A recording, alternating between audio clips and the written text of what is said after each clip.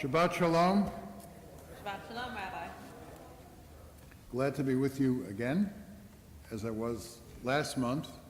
I'm Peter Grumbacher, Rabbi Emeritus of Congregation Beth Emeth in Wilmington, Delaware.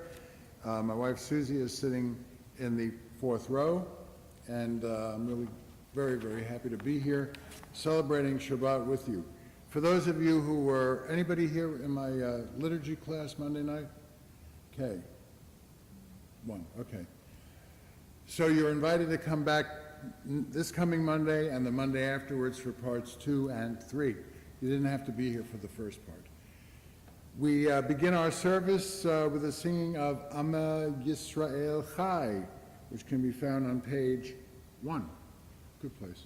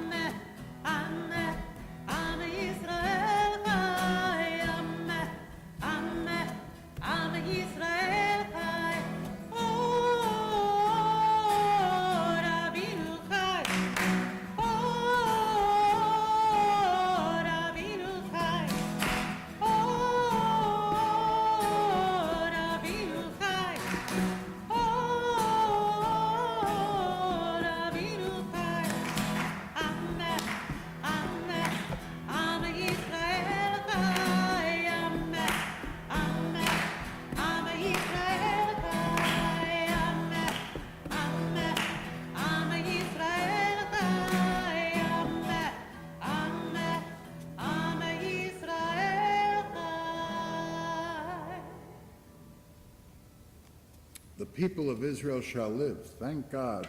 We rise for the blessing over the Shabbat lights and for Kiddush.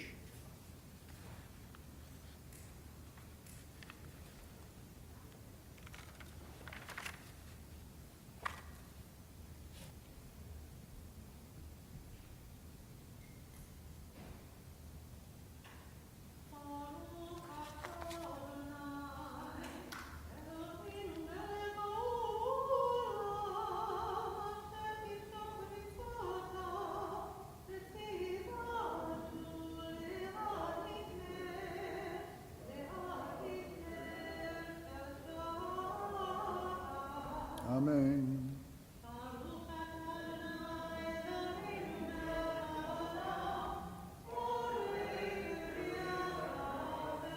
Amen. L'chaim.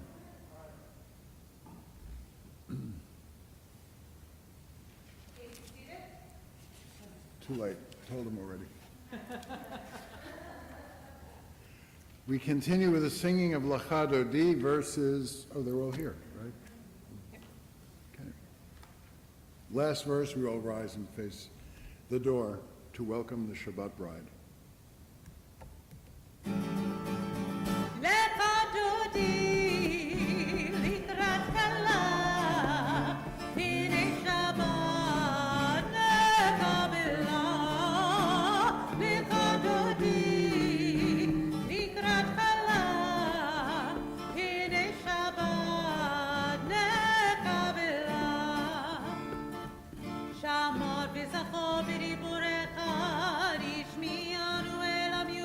Adonai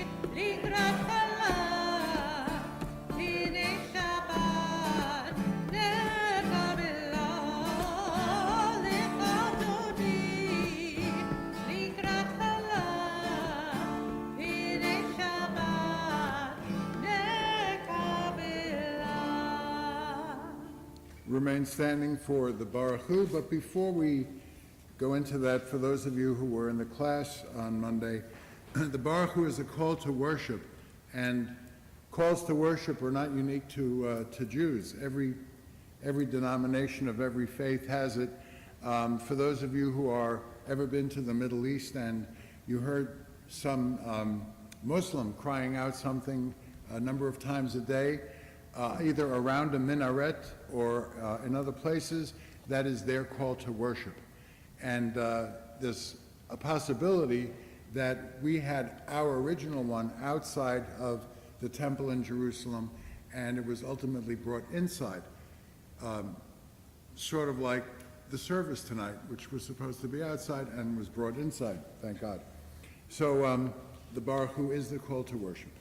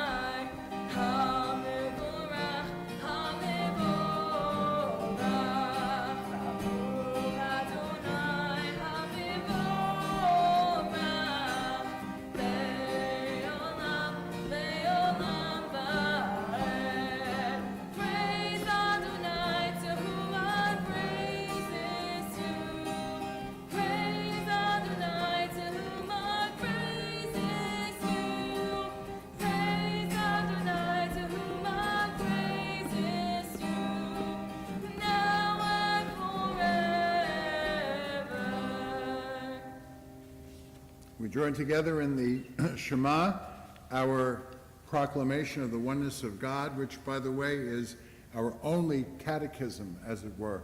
Other religions have catechisms that are a mile long. Ours is only the Shema. What you believe is up to you entirely, but the belief in one unifying God is part of our major tradition.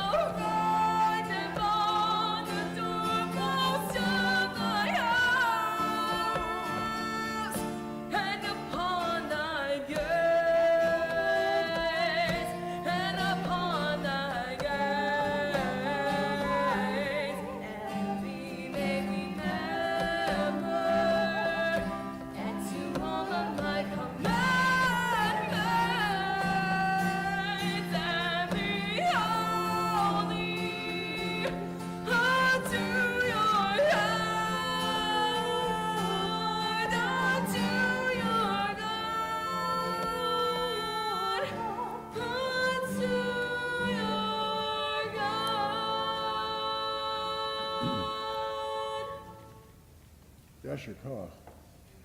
That was absolutely beautiful.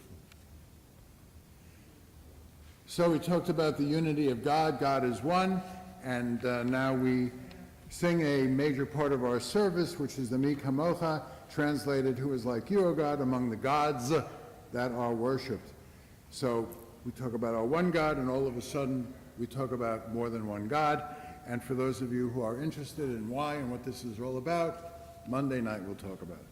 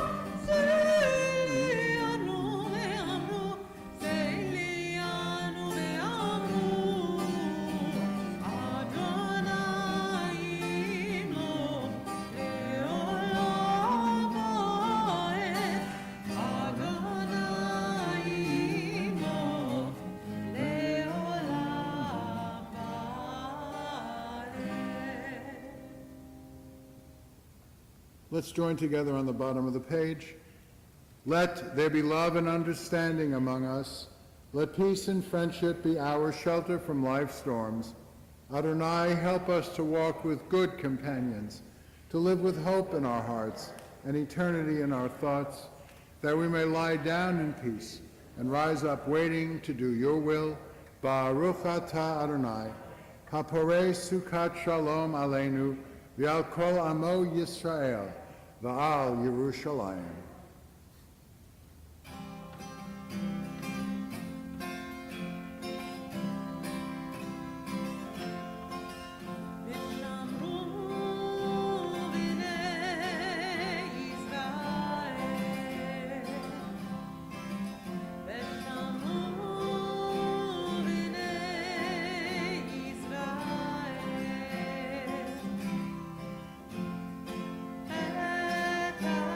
Shabbat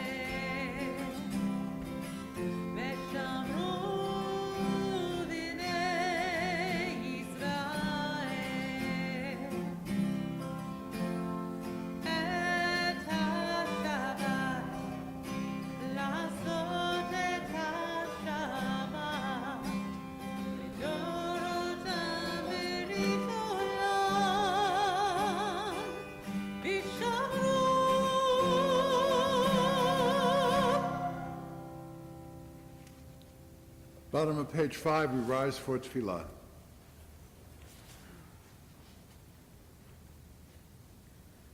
Adonai, sifatai tiftachu fia ki tehilatecha.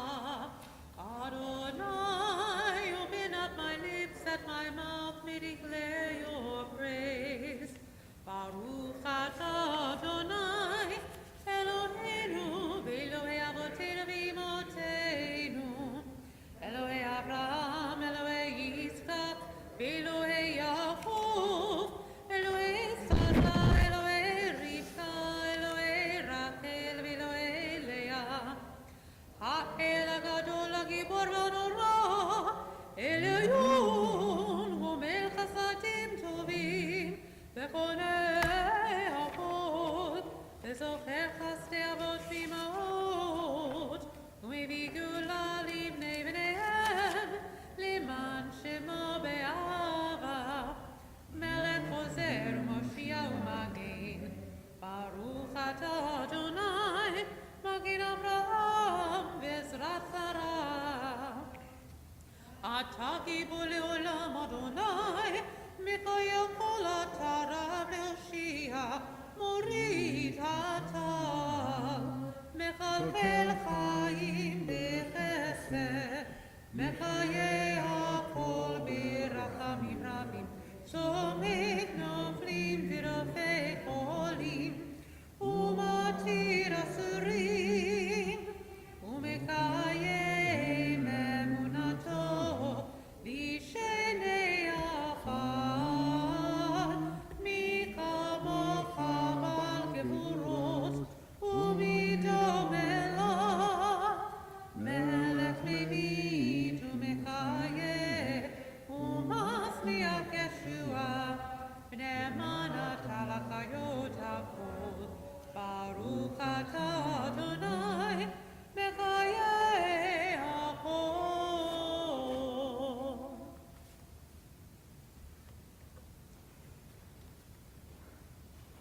Page 7. May these hours of rest and renewal open our hearts to joy and our minds to truth. May all who struggle find rest on this day. May all who suffer find solace. May all who hurt find healing on this day. May all who despair find purpose. May all who hunger find fulfillment on this day. And may this day fulfill its promise. Baruch atah Adonai, Mekadesh HaShabbat.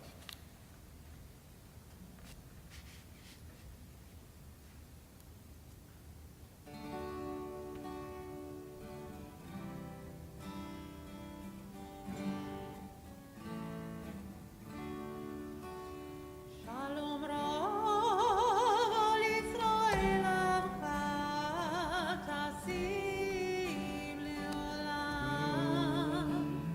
Shalom Rav al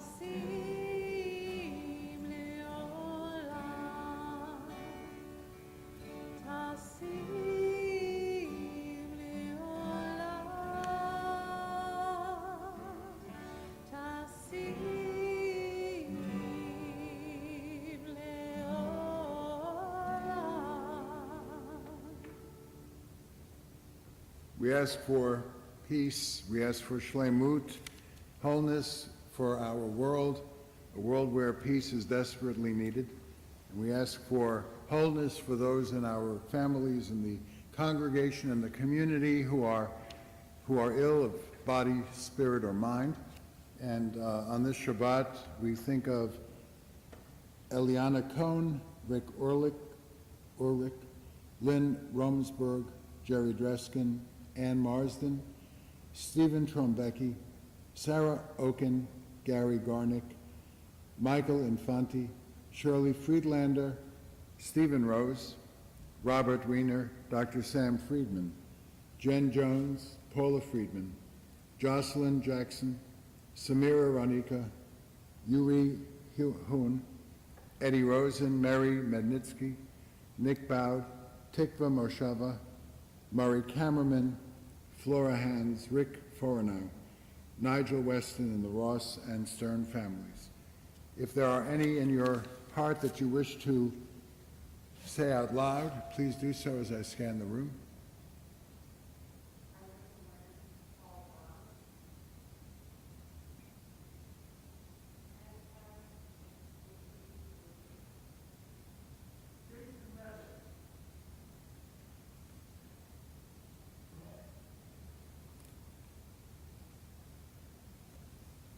We join together in the Mishaberach.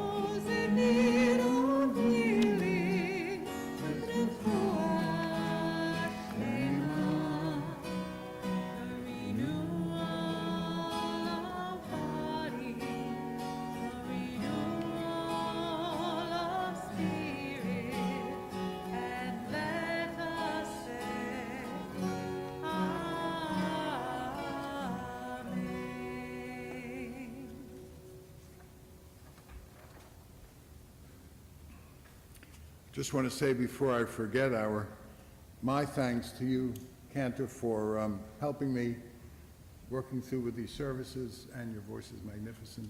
Thank you. And Luke, wonderful accompanist. Thank you so much. As we approach the holy days, and we're approaching them quickly, we have less than a handful of chapters before we conclude our Torah cycle on Simchat Torah. And that means after 4 books of the Torah, Moses will die. What an amazing figure in our biblical tradition. So I ask this question: who was Moses? How did he define himself? At birth, he was the prince of Egypt, raised by Pharaoh's daughter in the royal court. He came to realize, however, that he was indeed a Hebrew, indelibly connected to his enslaved people. When he killed that taskmaster and ran in fright into the wilderness, only to be commanded by God to return to Egypt and to tell Pharaoh, "Let my people go," he knew his fate was sealed. He ran away once, but from that moment on, he was forever a Hebrew. This eye-opening moment in the life of Moses made me ask myself the same question: who am I? How do I define myself? Specifically, am I an American Jew or am I a Jewish American? And to many, there's no difference. To me, there is a huge difference with a very personal dimension, and surprisingly, perhaps, all of it flows from the simple grammatical fact that an adjective modifies a noun. I think of myself as an American Jew, and it's all because of a strange feeling, a virtual identity crisis I had after our 1969-1970 year in Israel and subsequent month-long travel through Europe. When Arthur Frommer's book, Europe on $5 a Day, remember that? When his book wasn't an oxymoron, or better stated, it was not an impossible dream. If one looks at the two phrases, American Jew, Jewish American, most of our co-religionists take into account the melting pot perspective and refer to themselves as a Jewish American, similar to Asian American or African American. And that's all well and good. As Americans, we live with a whole host of people who represent those more cultures and religions than are found in just about any other country in the world. Furthermore, even if we could name another country with so wide a variety of folks, those people wouldn't have the freedom we do in living out their cultural heritage through language and folkways, through foods and rituals. So thus, the Jew who lives in this country is blessed to share an American tradition with his and her neighbors. Thanksgiving is, of course, what immediately comes to mind, while being totally free to be a good Jew as well. And from that point of view, I have no trouble referring to myself as a Jewish American. So why do I call myself an American Jew? Well, a funny thing happened in 1970 on our way back to the States from our year in Israel. And this funny thing continued for a year or more. While traveling through Europe, we visited my mother's hometown in Germany, as well as my father's home for 6 weeks, the Dachau concentration camp. And something in the month-long experience of wandering impacted my psyche. Why? I really can't tell you. How? I'm not totally sure. Nonetheless, upon our return, I knew intellectually that I had been born in America, in Manhattan, in Washington Heights, New York in particular. But somewhere deep inside, I felt like my ancestors who had been in exile, Israelites in Egypt for 400 years, or those taken to Babylonia after the destruction of the first temple. It sounds strange, I know, it sounds bizarre, and as I said, I can't really explain it. But I could not come to grips with my personal roots. Rather, I was a Jew who happened to have been born in America, but who could have been born in Germany or any other place where our people, my people, had settled across the centuries. I was a Jew, first and foremost, who happened to be an American. And if you follow the grammar in that, an adjective modifies a noun. I am an American Jew. It doesn't diminish my love of country, of my patriotism, or anything else associated with 70-plus decades of citizenship by reasons of birth. On the contrary, the values of both this country and my religion go hand in hand. Even the ultra-Orthodox, whose look is so foreign to some, are integrated into American life by virtue of the freedoms with which all of us are blessed. So too, the Amish, Muslims, Hindus, Buddhists, Mormons, whatever, will never find a more welcoming environment. Well, historically, the American environment was welcoming. There might be those who are hostile to those they define as the other, regardless what the Constitution protects. That, however, is a function of human nature, which must have been recognized by our nation's founders. They, along with subsequent legislative and judicial giants, blessed us with a system never before known in the community of nations. Having said that, one need only look to our history to know that even in the safest havens for our people, those havens weren't always safe. That Jews were Jews regardless how long they lived in their host country. Spain is probably the best example, and Germany comes right behind it. No other people had more respect than Jews in Spain before the arrival of the Christian king and queen, Ferdinand and Isabella. We lived with the Moors on the highest level. Our status was phenomenal, especially when we consider the relationship between Jews and Muslims today. In came the Christians and tossed out were the Moors, and of course the Jews. The paranoia of the Spanish monarchs resulted in the infamous Inquisition, and those Jews fortunate to leave without torture and worse were scattered around the known world. Even the Moranos, who pretended to have changed religion, were under constant scrutiny. The point is that the golden age of Spain was over. It was apparent that our people were definitely Spanish Jews and not Jewish Spaniards, at least in the eyes of their new hosts. And do we have to go over the history of Jews in Germany? Surely not.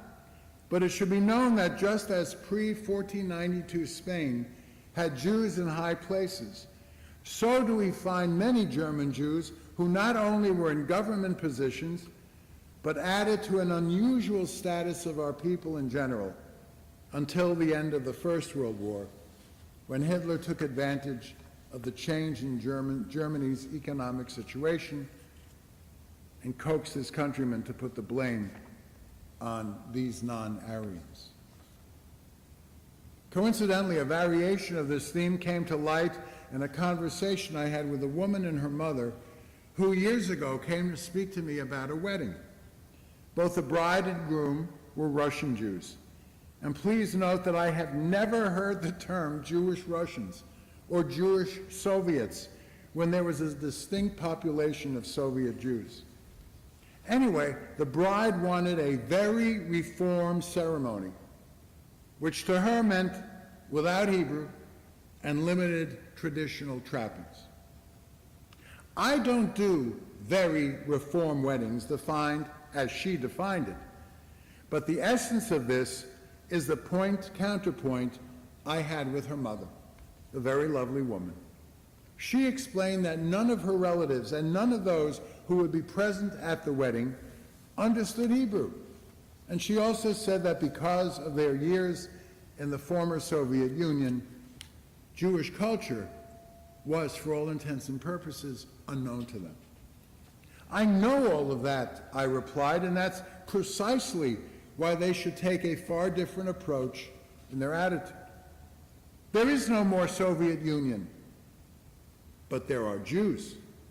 And before the collapse and disappearance of the Soviet Union, they were unable to rid their empire of the Jews. And the Jews who left, this woman and her family among them, emigrated because they were Jews, at least in the eyes of their neighbors.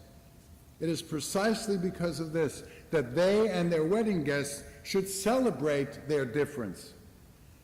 These former Soviet Jews are in America now, and they are in America as Jews. They might be new Americans, but they would probably still be in Russia had they not been Soviet Jews. So do I feel a greater connection to Jews in, let us say, for example, Argentina or South Africa or even Israel than I do to my American neighbors? Culturally, there's a wide chasm, indeed. But we Jews share a history and a Weltanschauung, a worldview that I believe uniquely links us to our co-religionists in a most unusual way. As I stated at the very beginning, my own strange existential experience of 4 decades ago placed me as universal Jew, the eternal wanderer, who today and all through my life thankfully placed me in the greatest country ever known to humanity. And that is why I say this is my perspective. It may not be yours, which I certainly respect, but it is integral to my self-image, to my identity, and to my faith. Amen.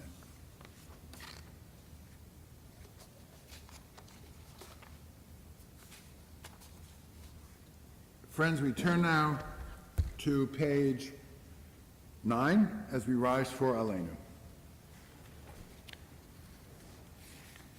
עלינו לשבח ואדון החול, לתת גדולה ליוסף בראשית, שלא עשנו כגויי ארצות, ולא שמנו כמשפחות האדמה, שלא שם חלקנו כהם, וגורלנו ככל עמונם.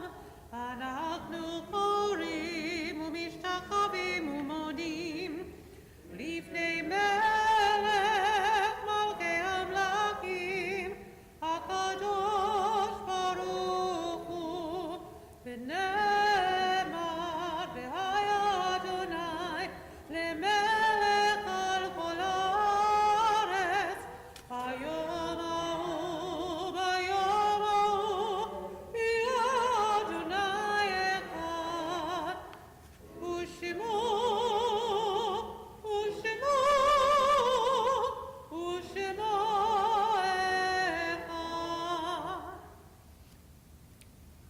Please be seated.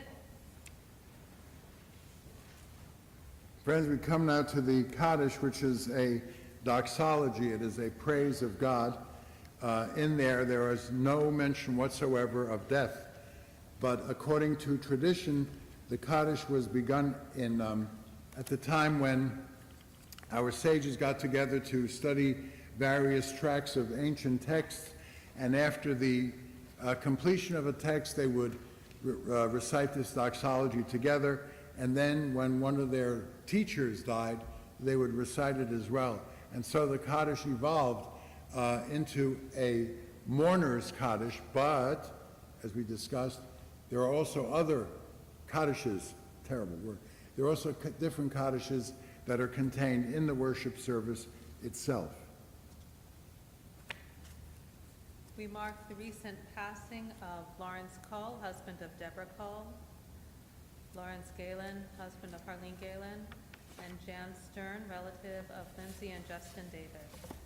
We also mark the yahrzeit of James E. Carlin, Jack Crawley, William Gallinson, Judy Himber, Arthur Kalins, Larry Kaplan, Esther Kimmel, Martin Moskowitz, Frimmy Oral, Simon Schnepper, Morris Steinberg, Bessie Steinberg, Irving Walter, and Richard Varga. Whatever the minhag, the custom of the place, if you rise as a mourner, please do. If you rise as a congregation, please do.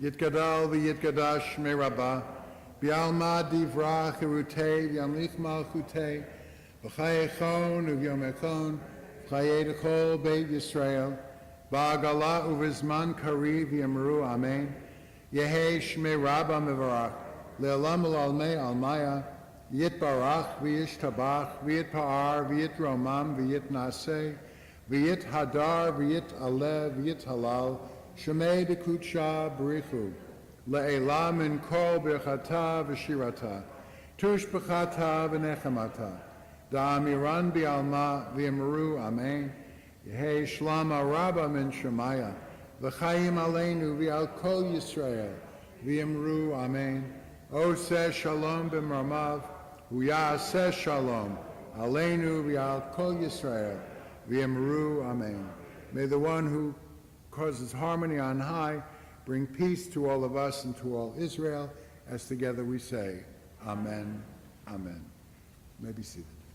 At this time, I'd like to call Diane, your president, for announcements.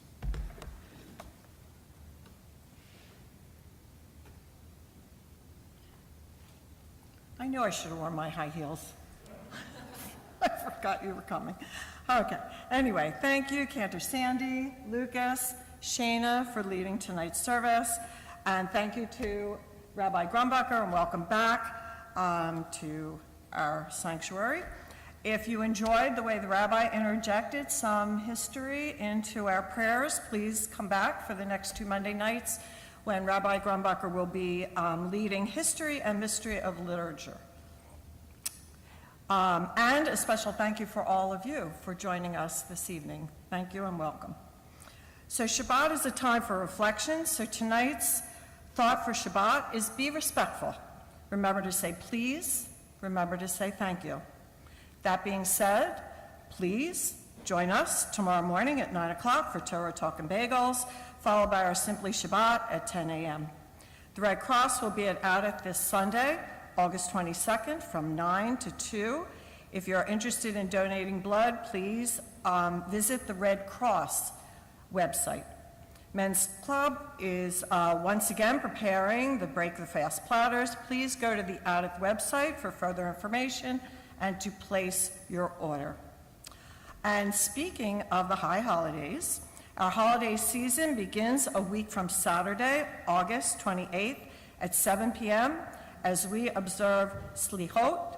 And join us, please, as we change the Torah covers and prepare to welcome in the new year. We will be in person that evening. And hopefully you will stay for a few minutes after services. Join us for our pop-up special Oneg. And again, as always, please check the weekly happenings and the bulletin for upcoming events. Thank you and Shabbat Shalom.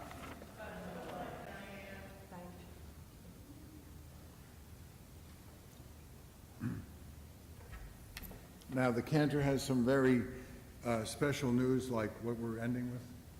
We are ending with Od Yavo. Oh, With our Jabo. special soloist, Shana Goldberg. Let's rise.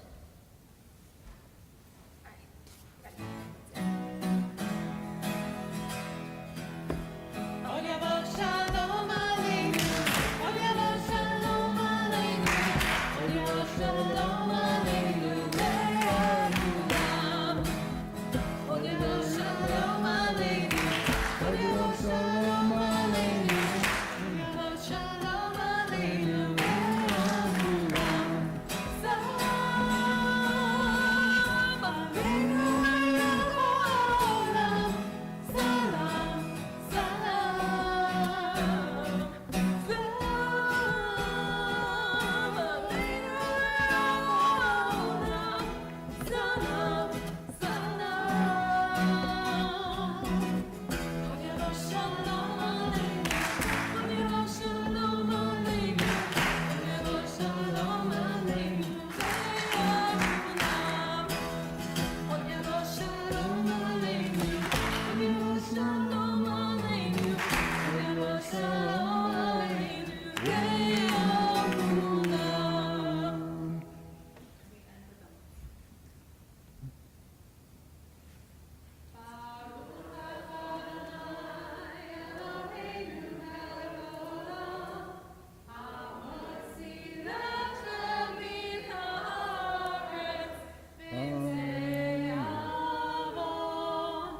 Adonai Oz Le'amo Yitain, Adonai Yivarech et Amo V'Shalom. May God grant strength to our people. May God bless all people with a blessing of peace. Amen. Shabbat Shalom. Shabbat Shalom.